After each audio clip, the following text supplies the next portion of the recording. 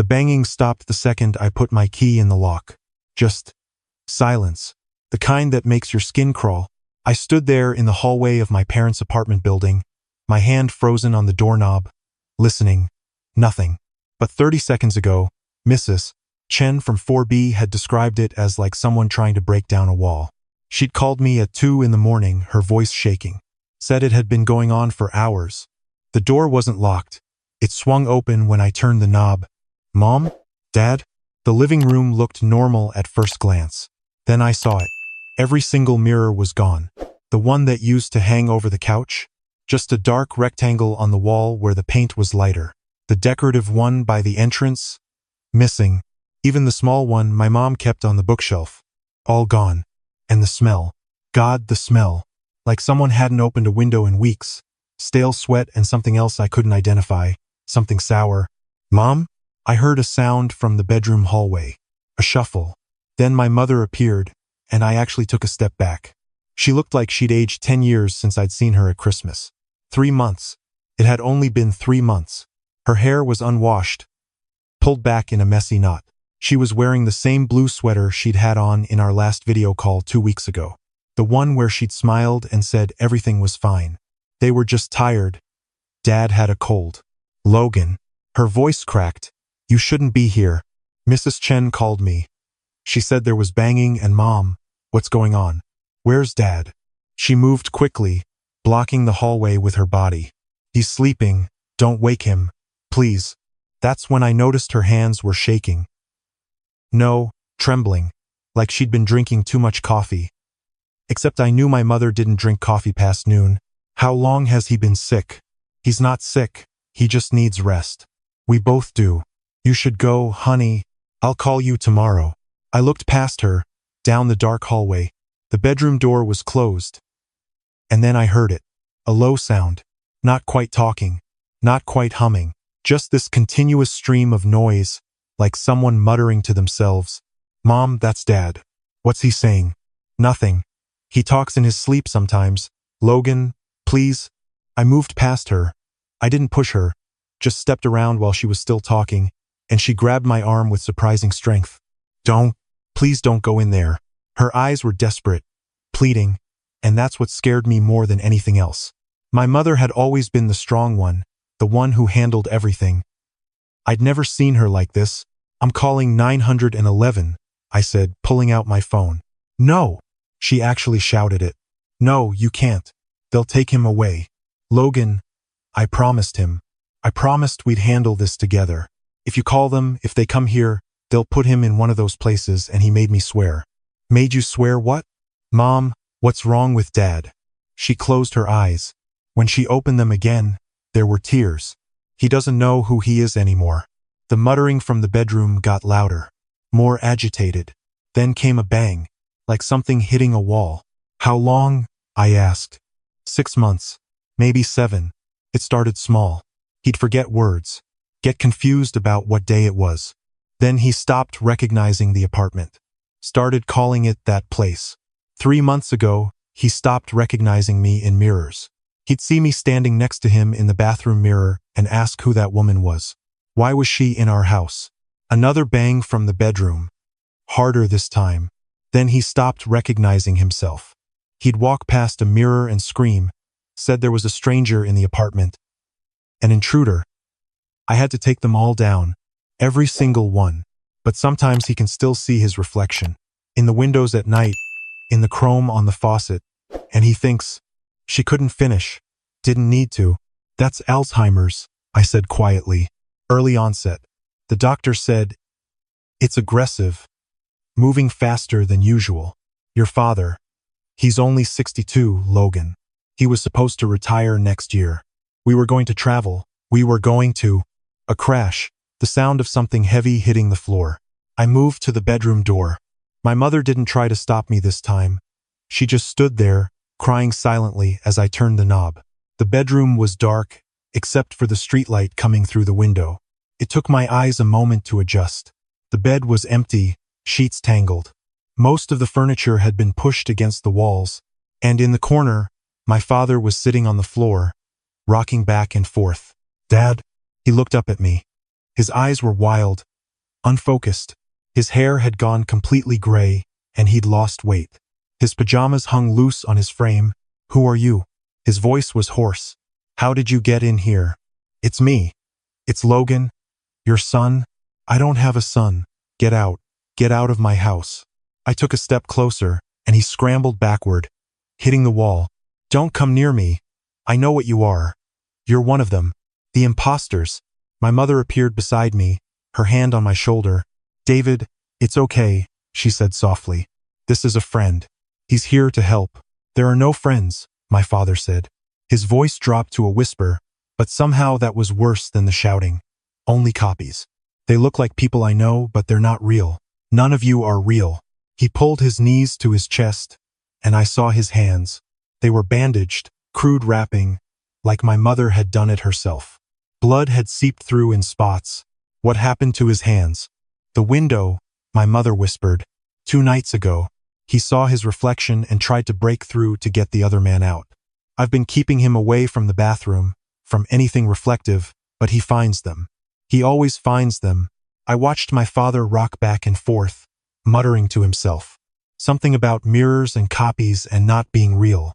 This was the man who taught me to ride a bike, who came to every single one of my baseball games, even the away ones 3 hours from home, who called me every Sunday just to talk, who sent me articles about things he thought I'd find interesting, who had the kindest eyes I'd ever seen. And now he was looking at me like I was a monster. "We need to call for help," I said. "He'll fight them." Last time, when I tried to get him to see Dr. Morrison, he barricaded himself in the bathroom for 6 hours. "I can't. Logan, I can't force him. He's still my husband. I can't treat him like he's sick." "Mom, he is sick, and you can't do this alone." "I promised him," she said again, and her voice broke completely. "Before it got this bad, when he still had moments of clarity, he made me promise not to put him in a home, said he'd rather die than end up in one of those places, not knowing who he was, being taken care of by strangers. I promised." My father had stopped muttering. He was staring at the wall now, his eyes tracking something that wasn't there. "There's someone in the walls," he said. "I can hear them. They're trying to get in." I pulled out my phone. "What are you doing?" my mother asked. "What I should have done the second I walked in here. What you should have done months ago." "Logan, please. Mom, look at him. Really look at him. This isn't what he wanted. This isn't dignity. This is suffering. For both of you." I dialed 911. She didn't try to stop me this time, just sank down against the wall, her head in her hands. The operator answered. 911. "What's your emergency?" "I need an ambulance. My father has Alzheimer's and he's hurt himself. He needs immediate medical attention." As I gave them the address, my father started humming some tune I didn't recognize. His hands were still bleeding through the bandages, and he didn't seem to notice or care. The EMTs arrived within 10 minutes. My mother had stopped crying by then. She just sat on the couch, staring at nothing, while they talked to my father. He was calmer with them, surprisingly. Maybe because he didn't know them, didn't have any memory of them to lose. They asked him questions. Did he know what year it was? Who the president was? Where he lived? He got them all wrong, but he answered politely, almost cheerfully, like he was taking a quiz and having fun with it. "We'd like to take you to the hospital, Mr. Patterson," one of the EMTs said gently, "just to check you out. Make sure you're okay." "Am I sick?" "We just want to make sure." "Okay, that seems reasonable." He stood up and walked toward them without resistance, passed right by my mother without a glance. At the door, he stopped and turned back. "Someone should tell my wife I'll be home soon," he said. "She worries." My mother made a sound. Not quite a sob, not quite a scream, something in between. "We'll make sure she knows," the EMT said. And then he was gone. Just like that. Walked out of his own apartment like he was leaving a hotel room. I sat down next to my mother. For a long time, neither of us said anything. "He's had moments," she finally said. "Even in the last few weeks. Little flashes where he comes back. Where he knows who I am. Who he is, they're getting shorter. Sometimes only a few seconds. But they happen. And in those moments, he remembers making me promise. And he asks me if I've kept it. If I've protected him from being sent away. You can't protect him from this. I know that now. But 3 months ago, 6 months ago, I thought if I just tried harder, if I was more patient, if I loved him enough. She laughed, but there was no humor in it. You can't love someone out of Alzheimer's. I know that, I've always known that. But I had to try. What happened tonight? Why was he banging? He thought there was someone in the bedroom closet. Said he could hear them breathing. He was trying to break down the door to get to them. I managed to calm him down, get him to sit in the corner, but then Mrs. Chen must have heard and she trailed off. I've been so careful, keeping the TV low, keeping him quiet. I thought I could handle it. Nobody could handle this alone. He was a professor, Logan. Did I tell you that? When we first met. He taught philosophy at the university. He could quote Kant and Nietzsche from memory. He read 3 books a week. And now he can't remember his own name. She started crying again. Real, heavy sobs that shook her whole body. I put my arm around her and let her lean against me. I'm sorry, she kept saying. I'm so sorry. You shouldn't have to see this. You shouldn't have to deal with this. I should have told you sooner. I should have. Mom, stop. You did what you thought was right. You were trying to keep a promise to the man you love. There's no shame in that. He's going to hate me. When he has one of his clear moments and realizes I broke my promise, he's going to hate me. No, I said firmly. He's going to understand. Because the man who made you promise that, he didn't know what this would be like. He didn't know it would mean you destroying yourself trying to take care of him. He wouldn't want that for you. She cried for a long time. I held her and watched the sun start to come up through the window. The one my father had tried to break through 2 nights ago, trying to get to a man who didn't exist. My phone buzzed. The hospital. They were admitting him for evaluation. They'd need to talk to us about next steps. I need to tell you something, my mother said quietly. She pulled away, wiping her eyes. The night before it got really bad. About a week ago, he had a clear moment. He looked at me and he knew exactly who I was, who he was, and he said, I'm disappearing, aren't I? And I couldn't lie to him. I said yes. And you know what he said? I waited. He said, don't let me take you with me. He said he'd made a stupid promise when he was scared, but what he really wanted was for me to be okay. To survive this, he said, when the time comes, you have to let me go. Don't drown, trying to save someone who's already underwater. Why didn't you? Because the next morning, he didn't remember saying it. Didn't remember that conversation at all. And I kept thinking maybe he'd have another clear moment. Maybe he'd tell me again. Maybe he'd give me permission one more time. But the clear moments kept getting shorter, and I kept waiting, and waiting, until there was nothing left to wait for. We sat in silence for a while longer. Then I stood up. We should go to the hospital, talk to the doctors, figure out what comes next. She nodded but didn't move. I thought I could save him. I thought if I just held on tight enough, kept him at home, loved him hard enough, he wouldn't slip away. But he's been slipping away for months, hasn't he? And I've just been holding on to a ghost. You were holding on to hope. There's a difference. She finally stood up, looking around the apartment, at the bare walls where mirrors used to hang, at the furniture pushed against the walls, at the bedroom door, still open, showing the empty corner where my father had sat rocking himself. I don't know how to do this, she said. How to let go of 40 years. How to visit him in a place where he won't know who I am. How to be a widow when my husband is still breathing. One day at a time, I said. And you don't have to do it alone anymore. I'm here, I'm not going anywhere. She looked at me then, really looked at me, and I saw something in her eyes. Relief, maybe, or just exhaustion so deep it had become acceptance. Okay, she said. Okay. We left the apartment together, locking the door behind us. Mrs. Chen was standing in her doorway. She started to say something, but my mother just shook her head. The old woman nodded and quietly closed her door. In the car, my mother asked, do you think he's scared? Right now, at the hospital? I don't know. I hope not. I hope he's in one of the confused states where nothing seems real enough to be frightening. Where it's all just noise. We drove in silence for a while. Then, almost to herself, she said, I kept every promise I could. But sometimes the most loving thing you can do is break your promise to someone's past so you can take care of their present. The hospital came into view. I found a parking spot and turned off the engine. Neither of us moved to get out. Whatever the doctors say, I told her, whatever comes next, we'll figure it out together. And when it gets hard, and it will get hard, we'll ask for help. From professionals, from support groups, from anyone who can give it. We won't do what you've been doing. We won't suffer in silence. Your father would hate that. He always hated asking for help. The father I knew would hate what he's become more. He'd want us to be smart about this. To take care of ourselves while we take care of him. She took a deep breath and opened her car door. Let's go see him. The neurology floor was quiet.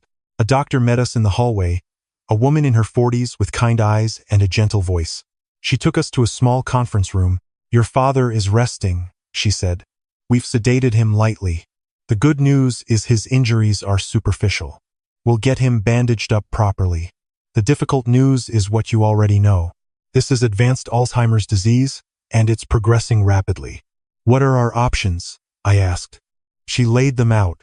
Medications that might slow the progression but wouldn't stop it. Memory care facilities equipped to handle patients with aggressive symptoms. In home care, though she strongly advised against it given how volatile my father had become, my mother sat through the whole presentation without speaking. When the doctor finished, she asked only one question. Will he know me? At the end, the doctor's face softened. In my experience, Mrs. Patterson, the disease takes many things. Memories, recognition, even personality. But there are often flashes. Moments when something breaks through. A familiar song, a scent, a touch. I can't promise you'll get many of those moments. But they do happen. That's what I'm holding out for, my mother said quietly. Not the man he was. I know I've lost him. Just one more moment where he knows it's me holding his hand. They let us see him after that.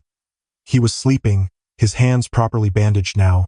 He looked peaceful, younger almost, with his face relaxed. My mother sat beside his bed and took his hand. He didn't wake up. I kept your promise as long as I could, she whispered to him. I tried. I really tried. But you were right. I can't drown trying to save you. So I'm going to let the professionals help. I'm going to put you somewhere safe where they know how to care for you. And I'm going to visit every single day. And I'm going to hope that somewhere in there, you still know that I love you. That I never stopped loving you. Even when you didn't know who I was. I left her there and stepped out into the hallway. Called my work to tell them I'd need to take some time off. Called my girlfriend to explain what was happening. Called the apartment building to let them know what was going on. When I went back in, my mother was still sitting there, still holding his hand, tears running silently down her face. He squeezed my hand, she said. Just now, just for a second. I don't know if he meant to or if it was just a reflex, but I'm choosing to believe he knew it was me. We stayed for another hour. He didn't wake up, didn't squeeze her hand again, but she didn't let go. The next few weeks were a blur of paperwork and decisions and visits to care facilities. We found 1:30 minutes from my mother's apartment. Clean, professional, with a locked memory care unit for patients who wandered. The staff had kind faces and spoke to the residents with respect, even the ones who didn't respond. My father had good days and bad days. On the good days, he was docile, confused but calm. On the bad days, he screamed about imposters and tried to escape. They had to restrain him twice in the first week. My mother visited every day, just like she promised. Sometimes he seemed to recognize her. Most times he didn't. Once, he called her by her name, said hi, sweetheart, just like he used to, then asked her if she'd seen his wife. I visited 3 times a week. He never recognized me. Not once. But my mother said that was easier in a way, that I could be anyone to him. A friendly orderly, a fellow patient, a stranger who was kind. 3 months after we admitted him, I got a call from the facility. Come quickly, they said. He's asking for his wife. We got there to find him sitting up in bed, more lucid than he'd been in months. His eyes were clear, focused. He looked at my mother and said her name, Karen. I'm here, she said, taking his hand. I'm right here. I'm lost, he said simply. I don't know where I am most of the time, but right now I know you, and I need to tell you something. What is it? I'm sorry. For making you promise. For asking you to carry this alone. I was scared, and I made you promise something you should never have had to promise. David, let me finish. I don't know how long this will last. His voice was urgent now. You did the right thing. Bringing me here. Don't feel guilty. Don't spend the rest of your life wondering if you should have tried harder. You tried hard enough. You loved me hard enough. Sometimes love means knowing when to ask for help. My mother was crying. I was crying. Even one of the nurses in the corner was wiping her eyes. I love you, my mother said. I love you so much. I love you too. And I need you to promise me something else. Something to replace that stupid promise I made you make. Anything. Promise me you'll live. After I'm gone, after all of this is over, promise me you'll have a life. That you won't spend the rest of your days visiting a man who doesn't know you. Promise me that when it gets to be too much, you'll let go. You'll remember who I was, not what I became. And you'll be happy. I promise, she whispered. He smiled then. That smile I remembered from 100 family dinners, 1,000 ordinary moments. Good, he said. Then his eyes started to unfocus again, the clarity fading like a light dimming. Who are you? He asked. Looking at my mother. You seem nice. I'm someone who loves you very much, she said. That's nice, he said. Then he closed his eyes and went to sleep. That was the last clear moment he ever had. He lived for another year. Faded gradually, peacefully, until he was barely there at all. Stopped speaking. Stopped responding to stimuli. Just existed in whatever world his mind had created for him. My mother kept her promise. She visited regularly, but not every day. She joined a support group for caregivers. Started taking art classes. Reconnected with old friends. She grieved the husband she'd lost while learning to live again. When he finally passed, she said it felt like saying goodbye to someone who'd left years ago. The funeral was small. We shared memories of the man he'd been. The professor, the father, the husband, not the shell he'd become at the end. At the reception, my mother pulled me aside. I learned something through all of this, she said. Love isn't just about holding on. Sometimes it's about knowing when to let go, when to ask for help, when to accept that you can't save someone from their own biology. And that doesn't make you weak or make your love any less real. He'd be proud of you, I said, for surviving this, for choosing to live. I think he would be. And I think he'd be proud of you too, for making me call that ambulance, for forcing me to face what I'd been hiding from. You saved me, Logan. Maybe not your father, but you saved me. I hugged her tight. We saved each other. That night, I thought about everything that had happened, about finding my father in that dark bedroom, not knowing who he was, about my mother's desperate attempts to keep a promise that was killing her, about the clear moment that had given them both permission to let go. The disease took my father's mind, his memories, his identity, but it didn't take the lesson he left behind. That asking for help isn't weakness. That love sometimes means accepting what you can't change, that you can't save someone by drowning with them, and in the end, maybe that's what he would have wanted us to learn all along.